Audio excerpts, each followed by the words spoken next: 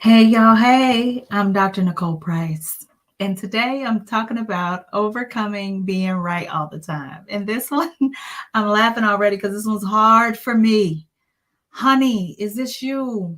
Are you the one who you getting smart with your boss out here because you just trying to prove that they stupid?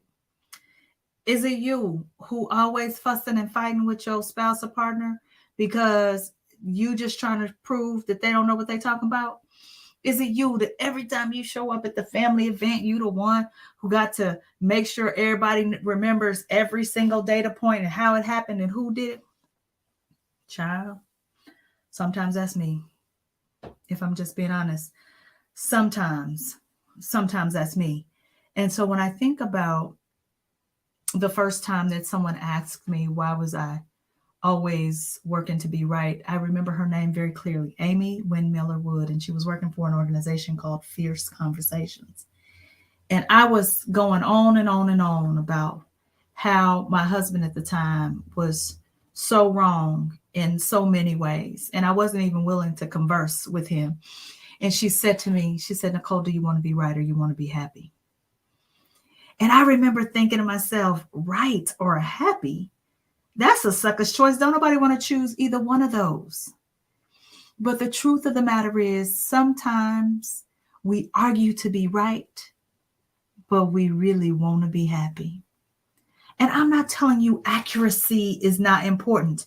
What I am telling you is that I was a terrible listener and I needed the help of my therapist to help me see and help me acknowledge that sometimes I need to listen to understand and not for accuracy. Here's what she means. Listen to the words a person is saying, trying to understand what they're saying to you so that then you can, based on what they're saying to you, try to understand their position so that you know if you thought what they thought, if you felt what they felt, if you believe what they believe, that you would do what they do. You have to understand and know that what another person is doing, what their behaviors make total sense to them, even if it don't make no sense to you. And we're so quick to be like, she crazy, or I don't understand how anybody could. And whenever we say these things like, I don't understand how anybody could, you know what else we're doing? We're usually going back to our own little circles, talking to our own little friend groups, and talking to people who think like us, who have our same lived experiences, and saying to those people, girl, listen to these data points, and how could they? But if we want to improve our relationships, if we want to improve community, we have to learn to listen for understanding. And listen, that's coming from, I'm a chemical engineer by degree. Baby, when people are inaccurate, it is a problem for me. When folks say things like, I called you 2 hours ago and it was really 30 minutes, I'm like, 2 hours? I get stuck on the accuracy of it. And I have to regularly ask myself, do you want to be right or do you want to be happy? Do you want to be right or do you want to be happy? I remember once I was going through a situation with my sister in the cell of my childhood home. And she wanted me, I take it back mid sentence because I'm choosing accuracy. She had a buyer, a purchaser of the home, and they were giving her a specific number. That number was $20,000 over what the appraised value of the home was. I could not figure out why I would pay more than the appraised value. And so I stood on being right, trying to explain to her that the value of the property is going up, trying to explain to her that the neighborhood is being gentrified and she's going to be sitting on hundreds of thousands of dollars if she just sits tight. Long story short, she sold the home. A couple years later, when I was no longer ashamed about this experience, I explained to my own personal advisor what had happened. And he said, who's the fool, her or you? And I sat with it for a minute. I didn't even have to ask him what he meant because I knew exactly what he meant. Had I given her $20,000 over asking price, I would now be sitting on hundreds of thousands of dollars of extra property value.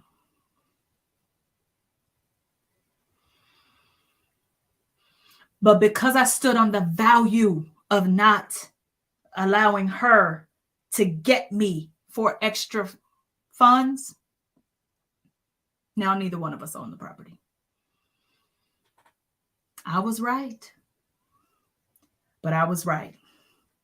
And so, like always, I'd like to leave you with just some thoughts. You don't have to do anything about them, but three particular points. Ask yourself regularly, do you want to be right or do you want to be effective? And then I want you to think about when you find yourself angry, lonely, frustrated, hurt, is it because you are leaning heavily on the rightness of it all? Or are you trying to take the next right step that would make you happy? Sometimes it is important to be right. But last and final thought, sugar. Ask yourself, is that the hill you want to die on? And if yes, then dig into your best holy educated motherfucking self and get it done. Okay? Get it done. I appreciate you being here. If you want to know more about how to overcome the unthinkable, or if you are faced with certain situations and you'd love to see the filter-free guide that I've created, understand and know it is not meant to be a step-by-step guide, but more of a toolkit you can pull things from. The book is available on Amazon. If you are not interested in putting more money into Mr. Bezos's banking account, know that you can also get it at drnicoleprice.com. And there you will get an autographed copy, and it also comes with a free gift. If there's anything else that you see in the store that you'd like to have, use the code SUPERFAN and you will get 25% off. Listen, my loves, I am so glad that you've been here with me. And listen, the life you have, sugar, is the one that God intends you to live. Thank you. Appreciate you. See you on the